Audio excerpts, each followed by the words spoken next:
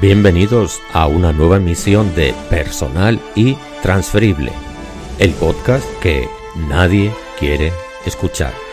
Empezamos ya.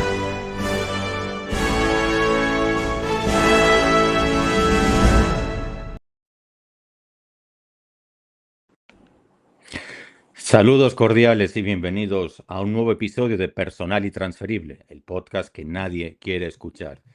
Y hoy pues tenemos, como siempre, dos invitados de lujo interesantísimos. Por un lado a Gabriela Torres, creadora de contenido y futura estrella de los medios. Y por el otro lado, ¿quién no conoce en la región del Cibao al padre Nino Ramos? Es imposible no conocerlo. Solamente con leer los periódicos una vez por semana, eso ya se tiene que saber.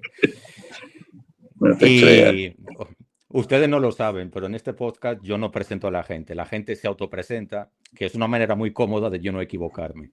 Entonces, vamos a darle el turno a Gabriela, vamos a ser caballerosos, que se autopresente y después vamos con Por supuesto. nuestro querido padre Nino. Bueno, hola a todos. Gabriela, como ya dijo Laureano, estoy feliz de estar acá. ¿Qué puedo decir de mí? Soy una joven universitaria, estudio comunicación, trabajo, hago contenido católico. Siento con esa la cordillera septentrional porque al final está muy vinculada a lo que es la Laudato Si. O sea, si tenemos fe, es nuestro deber cuidar de la creación. Una cosa no se separa de la otra para mí. Para ser coherentes hay que decir las dos. Entonces estoy feliz de apoyar todo esto, toda esta causa.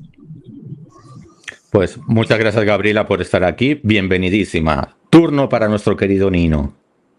Pues yo soy Nino Ramos, que alguien dice que todo el mundo me conoce, pero no es así. Ya verás que no. Pero soy Nino Ramos, soy sacerdote católico, soy misionero de los Sagrados Corazones de Jesús y de María, una congregación que nació en el país de nuestro querido Laureano, allá por Mallorca, España, y estoy trabajando actualmente en la parroquia Santa Rosa de Lima, de La Gallera, Gurabajo, Santiago.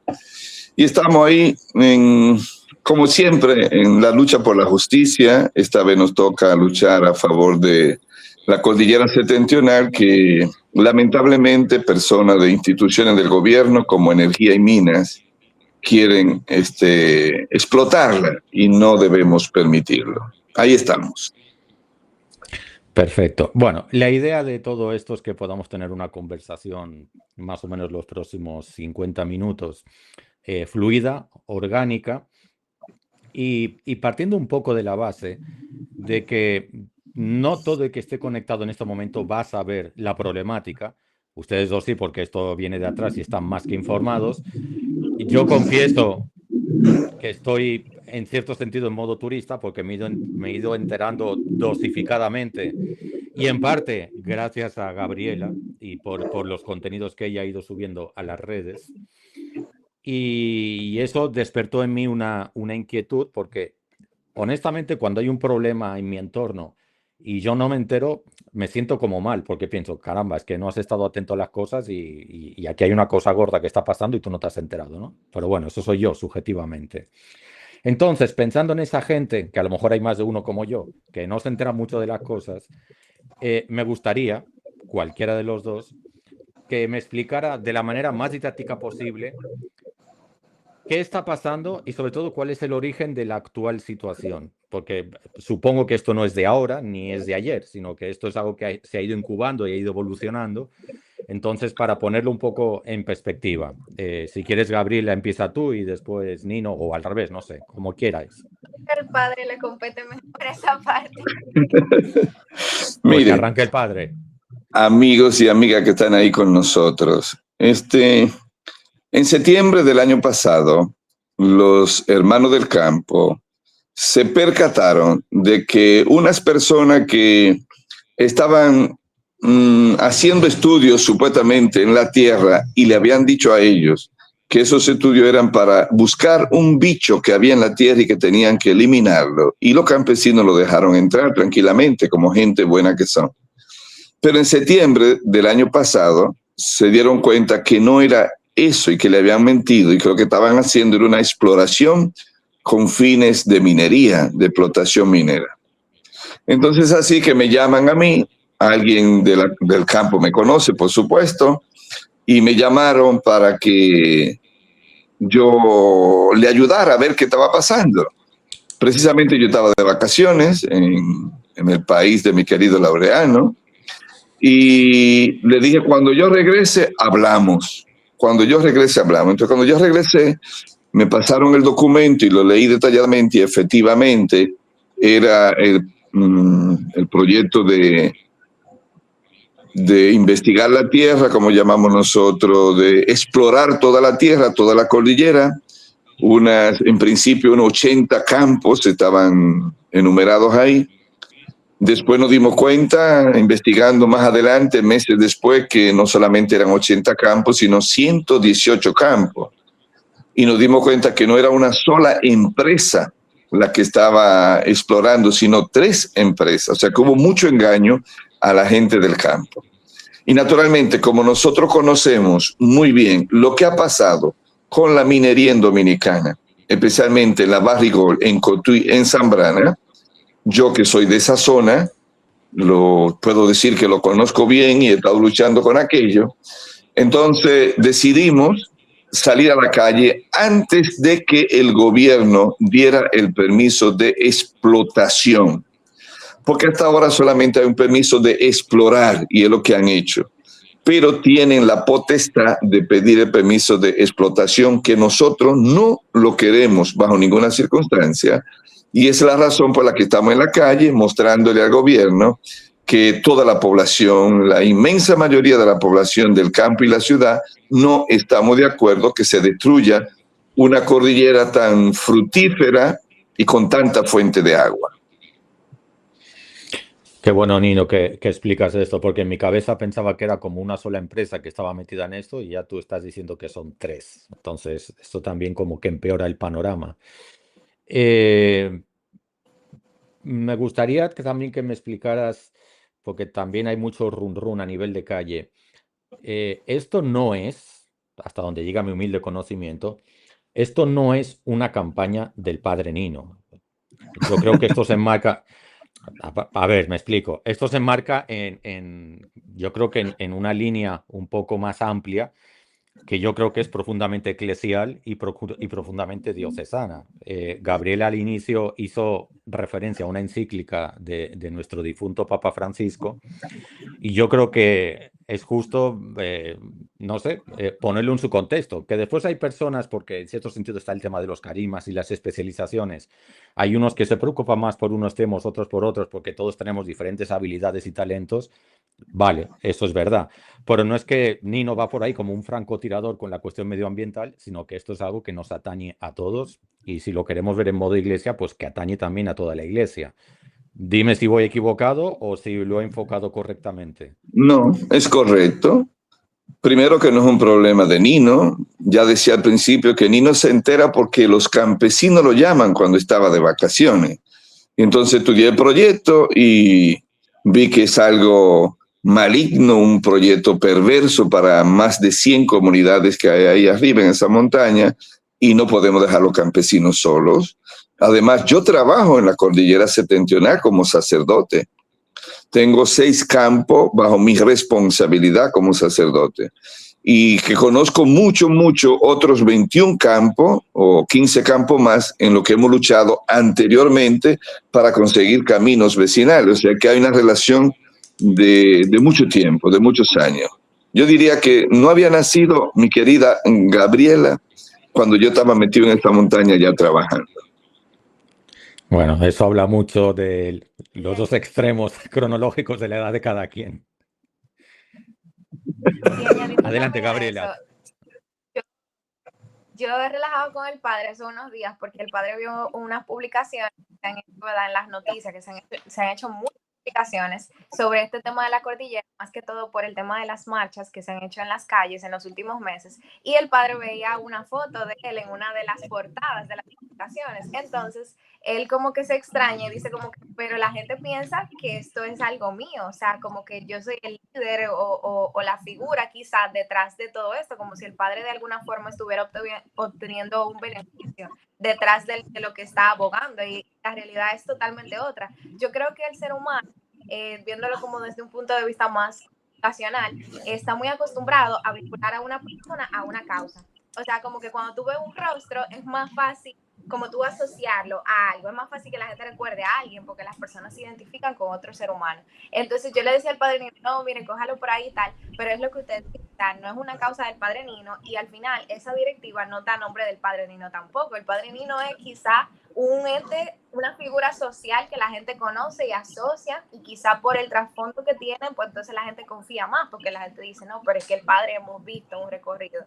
Pero yo entiendo que es importante entender que esto no es del Padre, el Padre no está teniendo nada gracias a esto, es simplemente alguien que se ha sumado a la vida. Perfecto, pues te agradezco que lo aclares. Gabriela, un de orden. Cuando intervienes, el audio nos llega medio distorsionado. Mira a ver si lo puedes ir mejorando mientras Nino y yo también seguimos hablando. Nino, una vez, qué bueno que lo explicas cronológicamente, una vez recibiste esa llamada, te enteras de todo, puedes leer, yo no sé qué tipo de documento sería, un proyecto o era un precontrato o era un preacuerdo, no sé qué tipo de documento iba a ser esto. Tú te pones en contacto con las autoridades competentes por si acaso no estaban enteradas del asunto. O sea, ¿cuál fue como el segundo paso de todo esto? No, el segundo paso fue dar a conocer al país. Hicimos una rueda de prensa, que es lo que toca, una rueda de prensa para que se entere el país de que hay un problema y que ya nosotros estamos enterados, y eso lo hicimos en el Club Mambuiche, creo que fue el 6 de diciembre, y empezamos a darlo a conocer. Y cuando eso se destapa, el boom, entonces recuerdo que el presidente estaba por aquí, por Santiago, una semana después, y le hicieron la pregunta, o un mes después le hicieron la pregunta, y él dijo que se había enterado a través de mí, de mi protesta o de lo que yo había dicho. Y entonces luego él envió al ministro de Energía y Minas a hablar, hacer una rueda de prensa aquí, que no nos invitaron a nosotros en absoluto.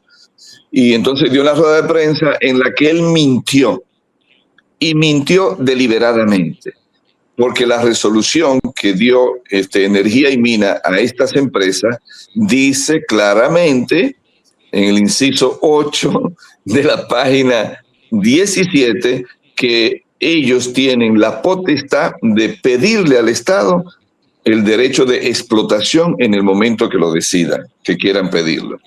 Entonces, vista esa gravedad, pues tuvimos que movernos con movilizaciones, con protestas, que es lo único que a veces el Estado hace caso. Y hasta ahora tenemos 5 meses y el viernes tenemos otra y no nos han hecho caso todavía.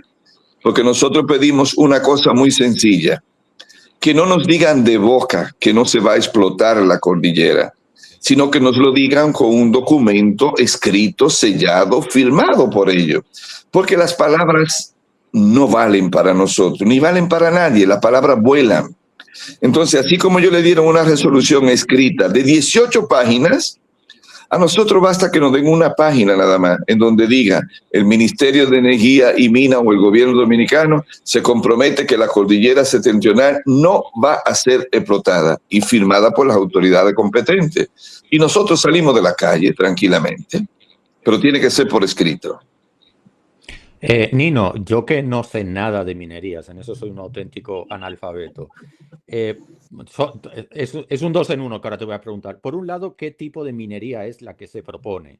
Y en segundo lugar, ¿cuál sería como el gran daño a la población? Entiendo, se habla mucho del agua, pero entiendo que los daños pueden ser también otros. Quizá lo más dañino es lo del agua porque el agua conecta con todo.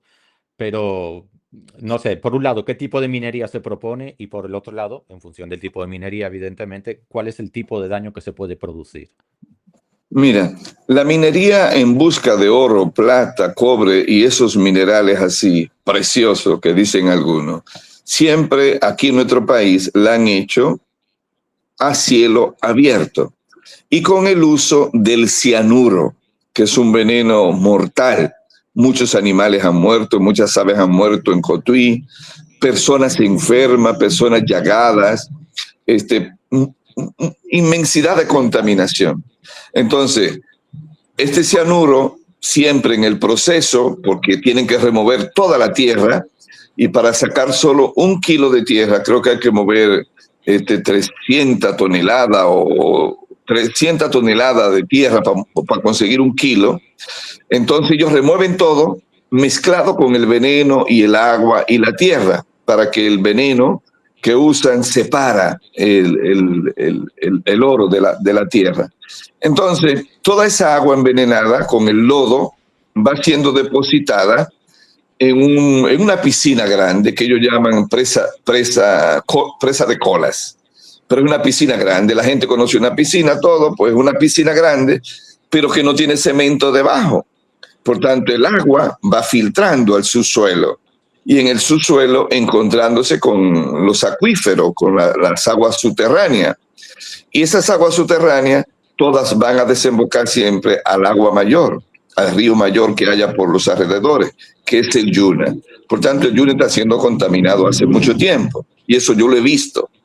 Y además de la presa del Yagal, por ejemplo, tienen una tubería que sale directamente y soterradamente va hacia un arroyo y lo están contaminando desde que hicieron la presa de Cola. Entonces yo conozco todo eso. Y eso es lo que repetirían en la cordillera septentrional. Además de que una vez que no hay agua porque está contaminada, o hay agua pero contaminada, la gente no puede vivir, los animales no pueden vivir, las aves no pueden vivir porque no pueden tomar esa agua, ni bañarse con esa agua puede la gente. Entonces, si eso sucedió en Zambrana y 9 comunidades han sido desalojadas porque está envenenada toda el agua, aquí sucedería con 118 comunidades. Eso es demasiado. Tengo que moverme a tomar un poco de agua. Gabriela, No, te bien, dejo. Sí, no, tranquilo, ve hidratándote. Gabriela, esa es para ti. Bueno, también podría haber sido para Nino, porque también sabe de esto. ¿De qué manera cae Gabriela en la organización social de todo este movimiento? Y sobre todo, es un 2 en 1, y sobre todo, ¿cómo logras? Porque yo intuyo que detrás de todo hay como un diseño o una estrategia que se vincula también como con el marketing. En la vida no solamente hay que vender objetos, también hay que vender ideas y también hay que vender problemas sociales y adhesión a los problemas sociales y a los movimientos sociales, ¿no? Y yo creo que eso lo has hecho muy bien porque yo soy de los que me enteré por esa vía. Entonces, me gustaría que me explicaras un poco eso, cómo te involucras y cómo diseñas la campaña a través de redes sociales múltiples, supongo, como para dar a conocer ese problema y ganar también adhesión social a todo esto. Okay, bueno, la verdad es que la manera en la que yo me adherí al movimiento fue de forma muy inusual. Es una anécdota un poco graciosa porque mis papás se enteraron de la situación que estaba sucediendo por una humildad que dio el padre, que está también vinculado a lo que es la directiva del movimiento que está luchando por esta causa. Entonces ellos se enteran de esa situación. Yo no estaba enterada. Entonces ellos, alguien que sabe que yo hago contenido, tal como que le expresa que debería yo de enterarme, que debería yo de hacerme eco de esto. Entonces resulta que mi papá me dice que ese mismo día iba a haber una rueda de prensa y él me dice, ¿tú quieres ir? Y yo le digo que sí, o sea, faltaba una hora para eso, literalmente. Y yo le digo que sí y me voy para mi rueda de prensa. Yo no conocía al padre Nino, yo no conocía a nadie, yo estaba muy, no sé, como cuando usted no conoce nada, porque nunca realmente he sido una persona como de vincularme a las políticas, porque, y creo que también, eso también es como algo que yo identifico mucho aquí en los jóvenes de República Dominicana, y es que hay una preocupación, bueno, yo estoy preocupada genuinamente, porque la mayoría de las personas de mi generación no les interesan las cosas políticas, y es porque nos han decepcionado muchísimo. Entonces, es muy preocupante. La mayoría de los jóvenes no se identifican con la causa del país, no se identifican con cosas que tengan que ver con el gobierno, con luchas, con cosas sociales. Entonces, bueno, yo voy a esta rueda de prensa y luego de la rueda de prensa empiezan a decir que necesitan un anuncio para la primera marcha, que fue la marcha del 28 de enero. Entonces, nada, yo con mi atrevimiento alcé la voz y dije que yo podía hacer tal. No sé si me está escuchando bien. Un poquito. Wow, Dios. Bueno, el punto es que yo alzo la voz, digo que voy a hacer este anuncio. Entonces ese fue el primer video que salió a la y nosotros nos entendimos porque gracias a Dios no se Todos los motores, todos los deliveries, todos los conchos de todas las letras están pasando por tu emisión.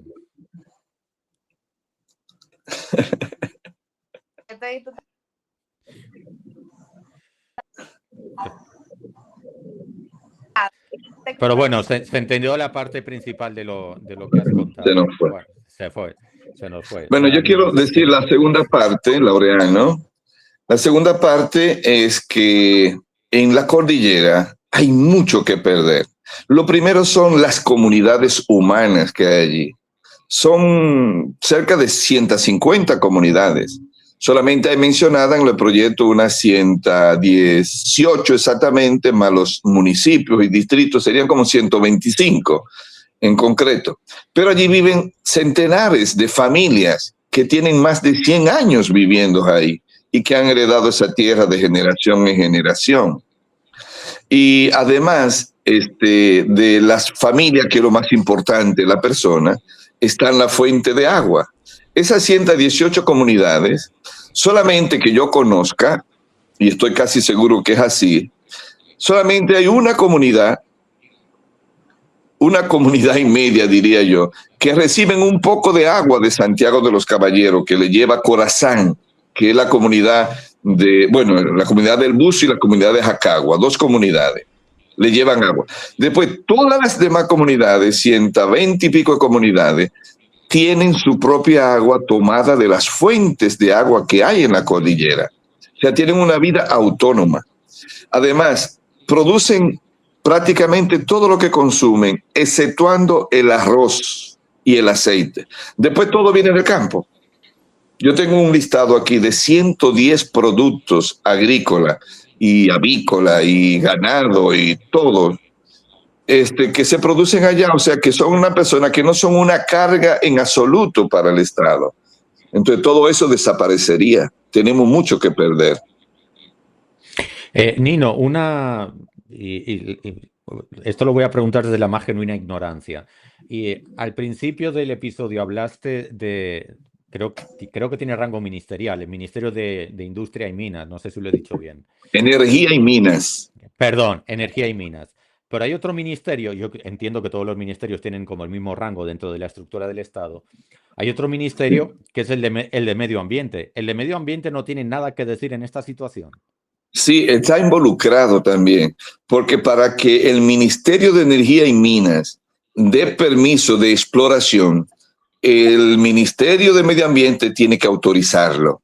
Y ellos lo autorizaron diciendo que el proyecto no afectaba nada a la cordillera, o sea, la zona protegida que ellos tienen en la cordillera, que tienen un área protegida. Entonces, como no afectaba nada de eso, le dieron permiso para que exploren todo lo que quieran, menos esa área protegida que son 6 campos, 7. Y entonces claro, están involucrados. El Ministerio de Medio Ambiente entiendo que solamente tenía potestad sobre lo que es Parque Natural Protegido.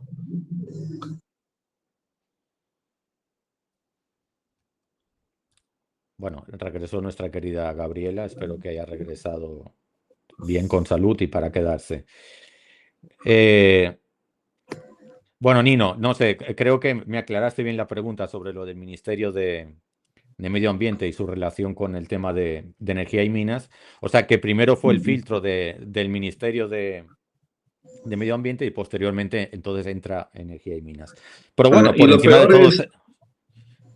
Adriano, para que la gente entienda, que cuando vienen aquí a hablar de eso, ellos dicen públicamente que no han dado permiso ni nada, pero no buscan el proyecto, lo lee tranquilamente y está ahí la autorización del Ministerio de Medio Ambiente, en la página 3, el punto 1.4. Entonces ellos mienten deliberadamente a la población y eso molesta mucho, sobre todo a un sacerdote como yo que está impuesto a decir siempre la verdad, pase lo que pase. Entonces no pueden engañar al pueblo de esa manera. Y Nino, llegados a este punto, en la etapa en la que estamos, y no quisiera confundir ahora deseos con pronósticos, que ojalá, pero ¿qué es lo que va a pasar a continuación? Por ejemplo, legalmente, ¿puede haber una revocación de permiso o ya hay que hacer un procedimiento más largo, más tortuoso? No sé, ¿qué es lo que puede pasar a partir de ahora? Claro que legalmente pueden revocar eso. Ustedes no se han dado cuenta que el presidente ha vuelto atrás unos proyectos, muchos proyectos que se ponen, el pueblo se opone y vuelven atrás. Incluso proyectos de mucha envergadura han tenido que volver atrás. Aquí no han querido volver, no sé por qué, pero van a tener que volver porque el pueblo está en las calles. Y como el viernes próximo vamos otra vez a la calle, nosotros hemos decidido radicalizar cada vez un poco más la lucha. Por tanto, la marcha pacífica que vamos a hacer el próximo viernes desde las 10 de la mañana del monumento va a ser un poco fuerte. Yo se lo advierto o lo comunico, va a ser fuerte. Vienen gente de la capital, de Macorís, de San Juan de la Maguana, de la línea noroeste, de Navarrete, de Licey. Todo el mundo está invitado. Entonces, vamos a hacer mucho, espero yo que seamos muchos y vamos a hacer algo para que se acuerden de nosotros el 24. Tú has logrado, bueno, digo tú, o la cabeza del movimiento, que no sé de qué manera está estructurado, ¿alguien ha logrado hablar personalmente con algún tipo de autoridad? Mira, el ministro de Energía y Minas finalmente decidió convocarnos a nosotros, al comité. Quería hablar solamente conmigo. Y claramente le dije a su emisario, que fue el arzobispo, que yo no hablaba con él, porque no soy yo, es un equipo, y que si no hablaba con el equipo, no había diálogo.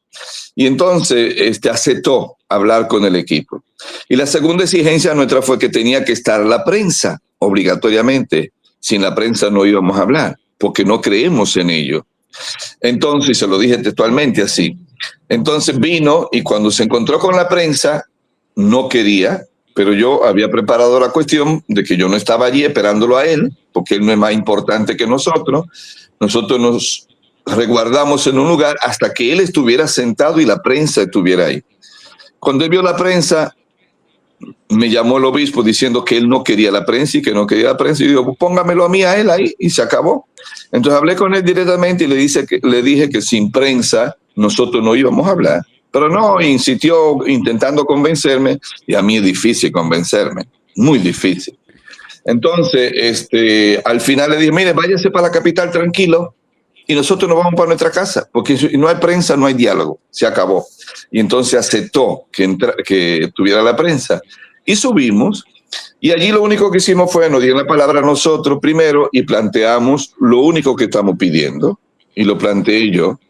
Pedimos que se revoque la resolución de exploración y que se declare la cordillera libre de explotación minera y de sustrato. Más nada, yo no hablé más nada. Entonces luego habló él mintiendo otra vez, o sea, diciendo que no hay el interés de explotar eso, que no lo tienen el interés, pero está en el documento, que lo den por escrito y no lo quiso dar. Y ahí terminó la conversación, el obispo terminó todo, eso fueron como 8 minutos no más. Y nosotros salimos. Y una cosa que sucedió ahí, que no ha salido mucho en la prensa, es que nosotros decidimos no darle la mano al ministro. Éramos 16, la mayoría sacerdotes, y todos decidimos que no nos íbamos a sacar foto con él. Entonces él lamentablemente se paró de su asiento a saludar al equipo, y el equipo no levantó la mano. El equipo se quedó con su mano cruzada y no le dimos la mano y eso no salió tampoco en la prensa. Mejor que no saliera porque fue una vergüenza muy grande, pero no podemos dar la mano porque ellos han abusado de hacerse fotos con los líderes, con los dirigentes, para luego manipular la información a nivel nacional. Eso lo hicieron ya con Monseñor Tomás Morel en La Vega, cuando sucedió el lío de la Barrigol, que se llegó a un acuerdo supuestamente. No habían llegado a ningún acuerdo, pero se dejó Monseñor hacer una foto en público con ellos ahí al lado y ellos publicaron que habían llegado a un acuerdo con la iglesia, cuando no era verdad. Y ya eso hizo perder un poco más la lucha. Teniendo esa experiencia, dijimos, no lo saludemos. Y el que lo salude es un traidor. Así que nadie lo saludó. Dios mío, yo no sé, me gustaría que esto fuese una historia de final feliz, pero a veces uno duda de eso. Tengo una pregunta para Gabriela, no sea cosa que se vuelva a caer de la emisión. Y me gustaría que contara, porque me interesa mucho, eso de conectar con la juventud creo que es muy, muy, muy, muy importante, porque si no, cuando desaparezcamos del mapa la generación que representa a Nino y compañía, pues hay que ver qué va a pasar con la sociedad, con el mundo y con el país. Gabriela, ¿cómo se diseña y cómo se lidera una campaña como esta en redes sociales?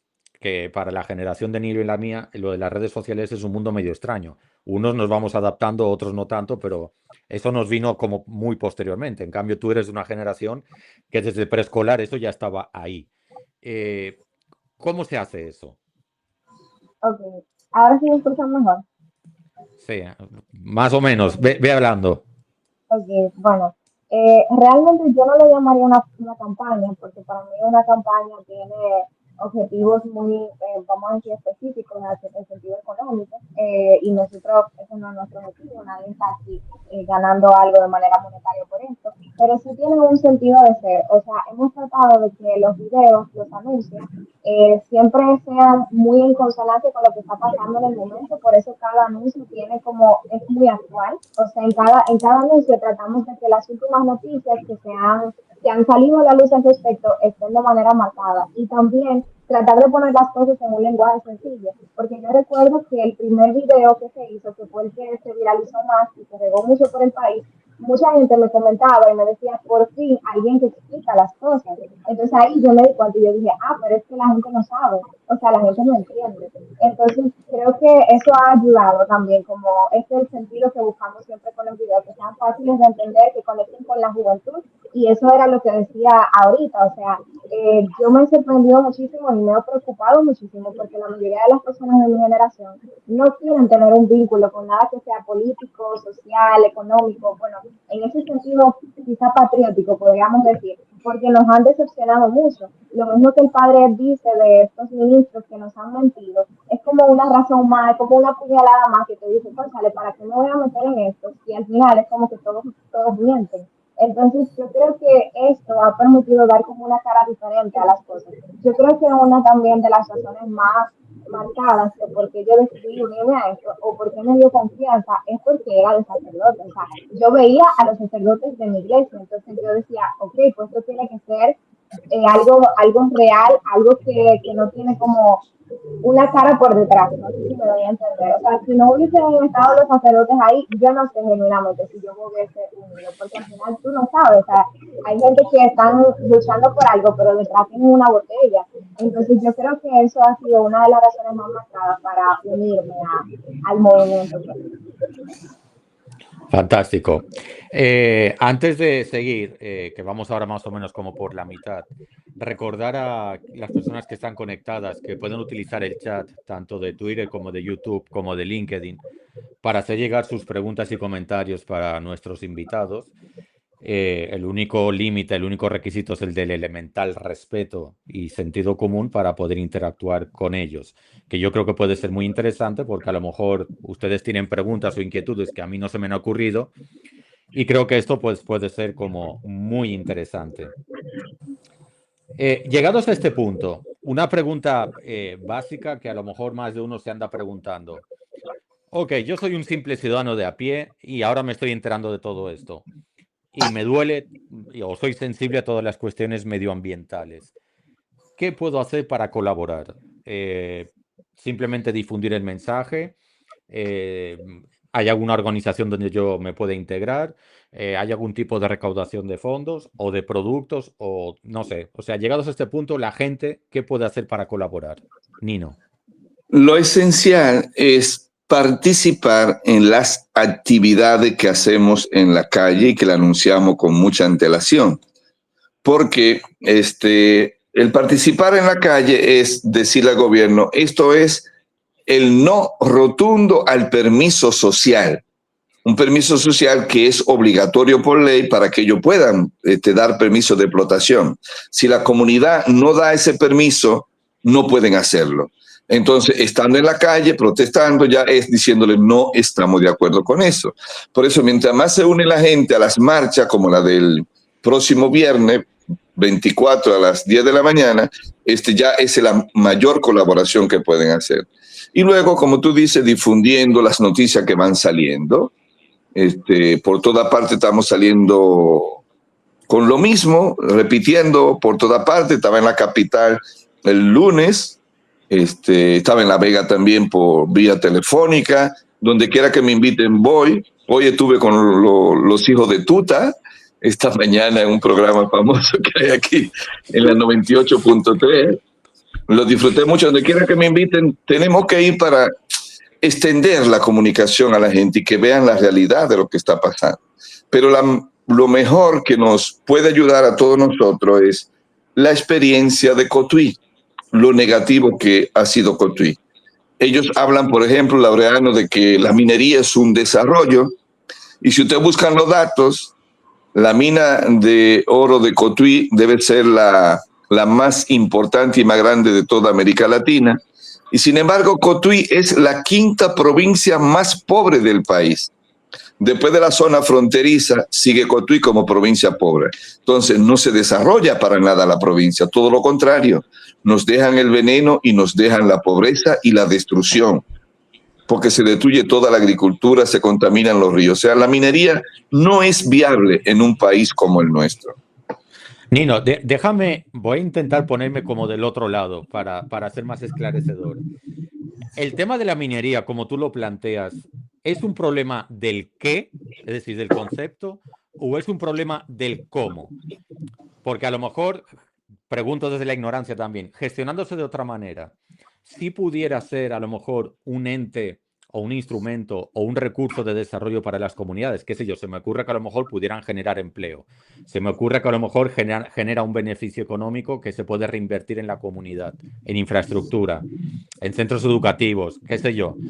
No sé, estoy intentando buscar el lado amable de todo esto, pensando en que a lo mejor es un problema del cómo y no del qué, pero tú que lo conoces de cerca, pues no sé, ilumina esa parte.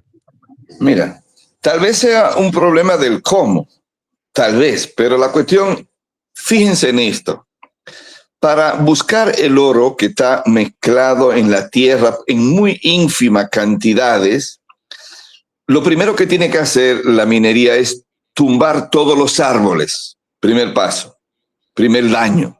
Segundo paso que tienen que dar, remover toda la capa.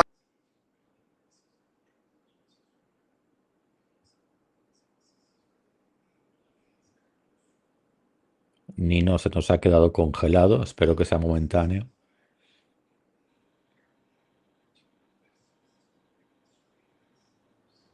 Qué pena, porque la explicación era súper interesante. Oro. Bueno, a lo que el panel nos llega, algo que quiero añadir en ese sentido es que yo creo que una pregunta fundamental aquí es, ¿qué es el progreso?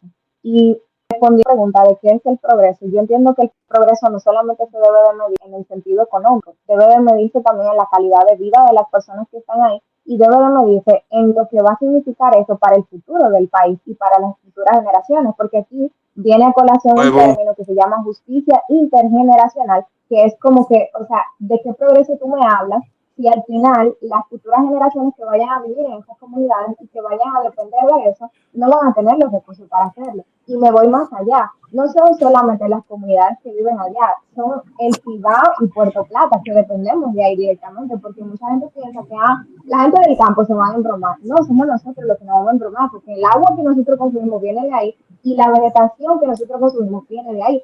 Entonces yo creo que es preguntarnos como que qué es realmente para nosotros el progreso y bajo qué límites debe de situarse el progreso en ese sentido.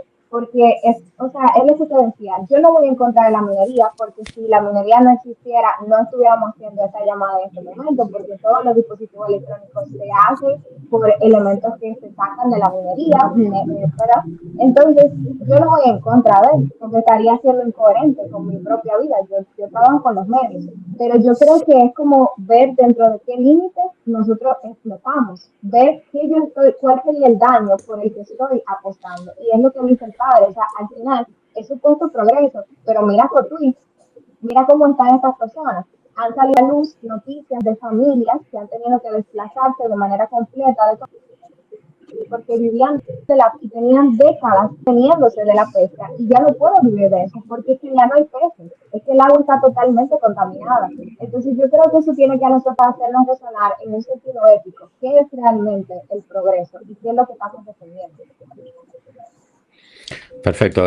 Nino, antes de tu caída estabas empezando a explicar el proceso de que quizá el problema es el cómo, no tanto el qué, Sí. y hablabas del tema de los árboles. Si puedes terminar esa idea que me parecía muy importante. Sí, mira. Entonces, después de destruir los árboles, ellos tienen que destruir toda la capa vegetal. En la capa vegetal de la tierra donde se producen todos los alimentos que comemos en el mundo entero. Por tanto, ya destruyen la capa vegetal y luego tienen que penetrar más abajo todavía a destruir destruir la tierra, sacar la tierra para mezclarla con el veneno, que es donde está el oro, se supone. Por tanto, destruyen los árboles, destruyen la capa vegetal y después con el veneno que van depositando en el lugar que llaman presa de cola, van contaminando las aguas que quedan por ahí. Entonces no es viable, o sea, no es posible que se siga en un país pequeño como el nuestro, que es una media isla, intentando hacer que toda la cordillera central y la cordillera septentrional sean explotadas por minería, porque va a desaparecer el agua y la capa vegetal va a ser afectada enormemente. ¿Qué vamos a comer en el país? Comprar en el extranjero. Comprarán los que tienen, ¿verdad? Importarán y será muy caro la producción para nosotros. O sea, el gobierno no está pensando bien en este sentido. Nino,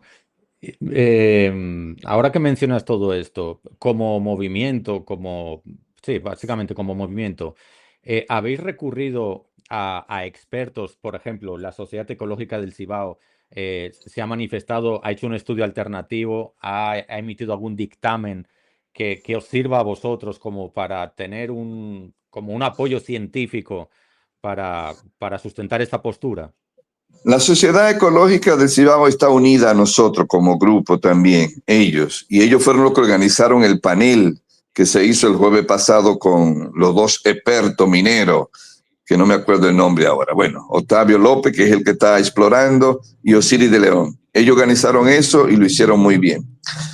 Pero la Academia de Ciencia, que es la que tiene más voz en este asunto, está haciendo la investigación. Pero como es tan largo el terreno, es tanto terreno, no han podido terminarlo todavía, pero se está haciendo el estudio de la viabilidad o no de explotación minera ahí. Y estamos esperando ese resultado de la Academia de Ciencias de la UAS, del país, que reside en la UAS. ¿Y se sabe más o menos para qué fecha lo podríais tener? No tenemos fecha, pero tuvimos uno de los miembros, estuvo también con nosotros en el panel y nos dijo que están trabajando aceleradamente, pero imagínate, son un total de 142,000 tareas involucradas en esto, 118 campos, más de 300 fuentes de agua, muchos lugares de producción por toda parte. Ellos tienen que andar todo. Supone un tiempo realmente. Los que están explorando llevan como 2 años ahí escondidas, haciendo trabajo, diciendo que era otra cosa. 2 años duraron. Entonces ahora la Academia de Ciencia apenas tiene 1 mes o 1 mes y medio que empezó a hacer el trabajo. Hay que darle su tiempo. y con los resultados de la Academia de Ciencias nosotros vamos a ir a la justicia. Aunque ya estamos pidiendo un amparo que paralice la exploración, pero cuando la Academia de Ciencias dé su veredicto, si el veredicto es desfavorable a la minería, nosotros vamos a la justicia, hasta al Tribunal Constitucional si es necesario, para obligar al gobierno a que vuelva atrás en ese proyecto diabólico, porque es diabólico. Nino, ¿se puede, en el sistema judicial, se puede ir en contra del Estado? Sí se puede. Generalmente gana el Estado o gana los que tienen dinero, porque la justicia todavía en el país no es totalmente independiente, pero es un recurso que tenemos que agotar. Y con tanta evidencia de que nosotros tenemos la razón, yo tengo la seguridad de que la justicia tiene que darnos la razón, porque todas las evidencias están ahí. Y tenemos la experiencia también que está ahí muy visible de la contaminación y el daño que ha producido la Barrigol, que sería una repetición de eso.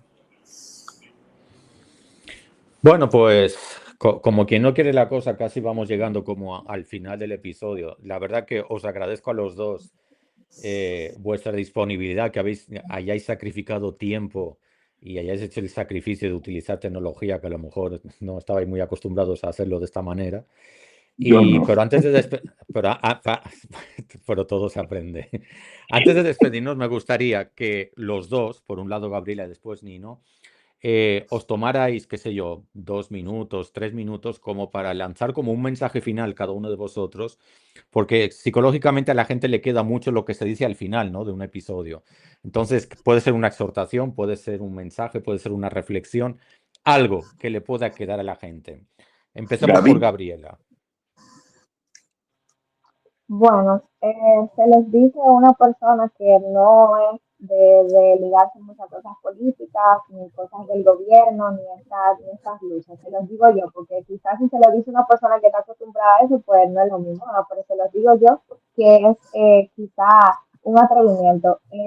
Yo creo que todos debemos de sumarnos a esta lucha, y para sumarse a la lucha no hay que hacer mucho, no hay que ser rico, no hay que tener muchas cosas, no hay que tener acceso al gobierno, no hay que ser político. Para sumarse a la lucha, yo creo que simplemente es necesario tener el deseo de abogar, de simplemente alzar la voz ante algo que está mal y que podría quitarnos la calidad de vida que por tantos siglos hemos gozado. Yo creo que simplemente es necesario eso, no es necesario nada más. Si usted quiere aportar, como dice el padre Nino, sumarse a las marchas que se hacen, pero más que todo, yo creo que también hacer eco de todo eso. Y eso no es tan difícil, porque usted simplemente en el WhatsApp tiene muchísimas personas, y simplemente en conversaciones sociales yo he tenido personas que se acercan y me preguntan y aprenden muchísimo. Entonces yo me impresiono bastante. Recuerdo también que en mi podcast, en Revival, en una ocasión invitamos al padre e invitamos a una de los miembros de la directiva, y una persona que yo no conocía y que tampoco quizás sabía mucho de mi podcast, vio este episodio y hizo una exposición en la universidad, en una clase de ecofilosofía, basándose en este episodio y en esa problemática de la cordillera. Y cuando yo veo esto, yo digo, wow, de verdad vale la pena lo que uno hace. Entonces yo creo que no hay que tener demasiado para poder sumarse a todo esto. Simplemente el deseo de genuinamente darnos cuenta de que se nos está acabando el tiempo. Y si seguimos de la forma en la que vamos, yo no veo realmente cómo podemos, vamos a decir, que proyectarnos un futuro en el que tengamos una calidad de vida como la que vivimos ahora, si seguimos de la forma en la que vamos. Y yo creo que esto es una oportunidad para hacer un cambio. Como decía el Papa Francisco, debemos cuidar un poco nuestra casa común. Nino, antes de tu reflexión final, ¿habéis pensado también, y escuchando a Gabriel ahora me reafirmo en la pregunta que quiero hacerte, ¿habéis pensado también en hacer campañas de sensibilización a nivel de universidades? Es decir, actividades con carácter académico que sirvan para sensibilizar a la población en general, a los estudiantes universitarios que están en etapa formativa, sobre este problema, porque el futuro de hoy es el presente del mañana y pueden tener un presente bastante feo si no vamos con cuidado. No lo hemos pensado, no, para el nivel universitario, ni siquiera de bachillerato, ¿no? La cosa ha sido tan agitada y es tan rápido que tenemos que actuar que no hemos tenido tiempo ni siquiera de planificar eso. Por eso yo, por ejemplo, si me invitan a una universidad, voy tranquilamente. Cualquier universidad que me invite, un curso, un aula, iría perfectamente a hablar de ello.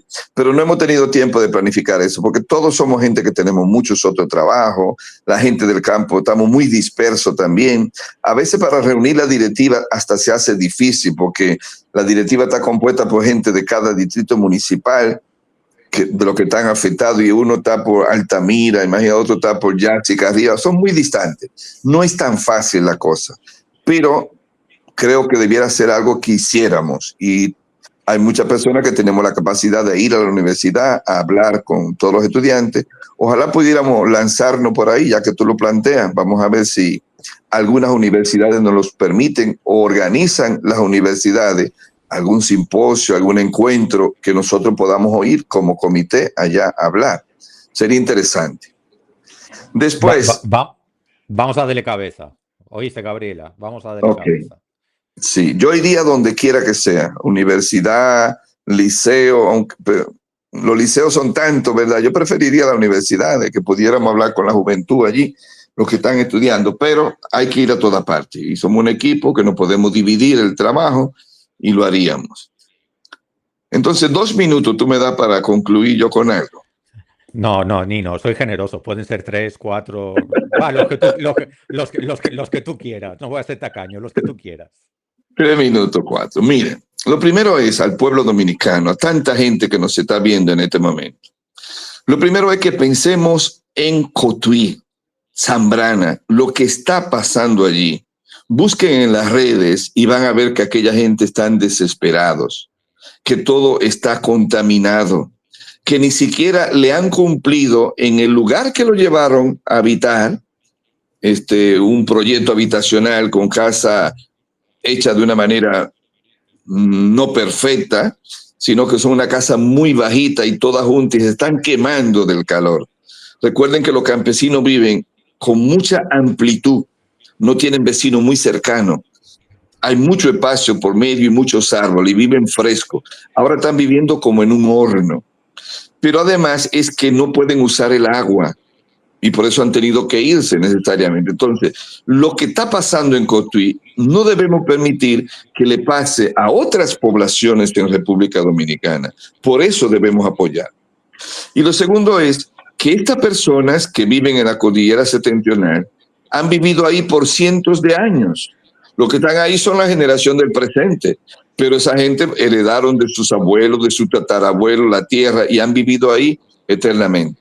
Yo puedo decir, sin que nadie me haga ninguna pregunta, Laureano, que yo entré a trabajar a la cordillera en el año 77 y del 77 aquí han pasado unos cuantos años y esa gente han vivido ahí eternamente, digamos. Yo estaba haciendo cálculo el otro día y casi puede decirse que desde la fundación de la República en 1844 hay gente viviendo ahí arriba, seguro.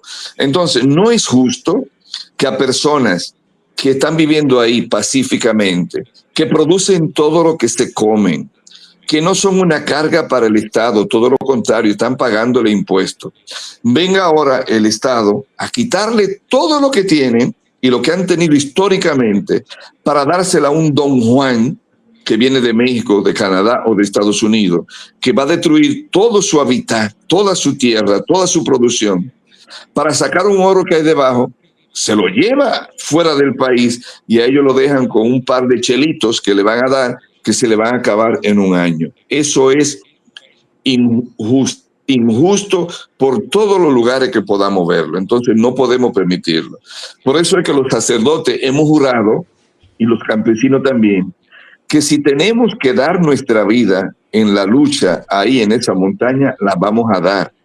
Porque si el gobierno quiere pasarnos por encima, sabiendo que estamos en contra de que se dañe la cordillera, porque dañar al país también, las futuras generaciones, los niños que no han nacido todavía, ¿qué van a comer? ¿Qué agua van a tener? ¿Qué van a conocer del campo si lo destruimos? Entonces, nosotros estamos dispuestos a dar nuestra vida por esta montaña. Y ojalá que no tengamos que darla. y que el gobierno comprenda que este país tan pequeño, que no es tan ancho, que no es como Canadá, que no es como México ni Estados Unidos, no podemos estar dañándole las pocas fuentes de agua que nos quedan todavía para vivir. No podemos dañar. El agua realmente es la vida para todos, para los animales, para la planta y para la persona. El oro no. El oro van a beneficiarse un grupito fuera del país que tiene la tecnología para usarlo en otras cosas. Y nosotros los campesinos, los dominicanos, nos vamos a quedar aquí con el veneno que ellos nos dejan, más nada. Por eso todo el mundo tiene que sumarse en esta lucha, porque es una lucha patria, es por el país, es por las futuras generaciones, es por los niños que no comprenden nada de lo que está pasando, para que tengan una patria cuando crezcan. Esa es la razón. Déjalo ahí, lo has dejado arriba del todo. Yo creo que como mensaje final es contundente, es didáctico y tiene que hacernos reflexionar a todos. En fin, el tiempo en los medios vuela. Hemos llegado al final. Yo procuro ser obediente con las promesas que hago con el tema del uso del tiempo y esto va a quedar grabado para que después lo puedan difundir, que esto pueda llegar más gente. Y en fin, reitero, es la casa común. No es que la cordillera no es mía porque yo vivo en otro sitio. Al final, la atmósfera no tiene fronteras, el agua no tiene fronteras y al final, como decía Ricardo Arjona en aquella famosa canción, las fronteras solamente son para los países, para todo lo demás no hay frontera ninguna. Así que, Nino, de verdad, muchísimas gracias. Gabriela, igualmente. Disculpas por las incomodidades tecnológicas que esto ha podido representar. Prometo que si hay una segunda vez será todo mucho mejor. Y de verdad, un fuertísimo abrazo virtual y pixelado para todos vosotros. Nos despedimos con la musiquita y nos vemos en la próxima. Chao, chao. Gracias por la oportunidad.